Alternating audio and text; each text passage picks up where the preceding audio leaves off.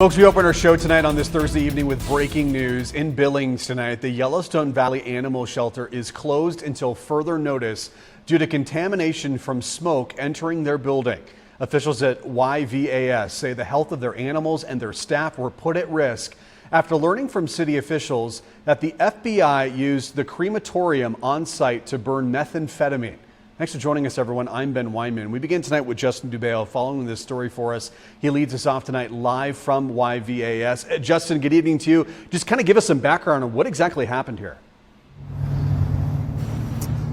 Yes, Ben, absolutely. So the city owns the building and the crematorium that it's attached to. YVAS simply just rents from the city, and they are not authorized to use the crematorium. That responsibility is on the Animal Control Division for the city, and they have to be present when another department is using it. With that being said, Trinity Halverson, the executive director for Yellowstone Valley Animal Shelter, says that law enforcement has been known to use this crematorium in the past to burn what she's been told is police evidence, which we now know can be drugs. She claims that over the past year, smoke filling the shelter has been a regular occurrence as a result of this. I asked the city to please stop using it until we could figure it out, and that didn't happen. They continued to use it, and that's when I started getting a little bit more forward with my complaints. Halverson says when animal control uses it to dispose of animal bodies, this never happens, saying only when law enforcement uses it there's a problem with smoke entering the shelter, but never to the extent that was seen yesterday. She says she was sitting outside when she smelled something off. I sat here for a little bit longer and I was like, oh my gosh, I know that smell. That's a very familiar smell. And I went running inside to see what was happening.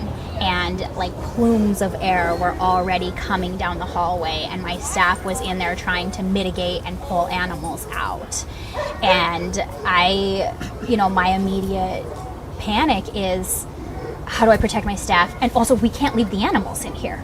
And so it's like a lose-lose scenario. What you're seeing now is video of the smoke that infiltrated the shelter yesterday. Halverson says they had to evacuate animals and that 14 of her employees, including herself, were seen at Billings Clinic after they started to feel sick.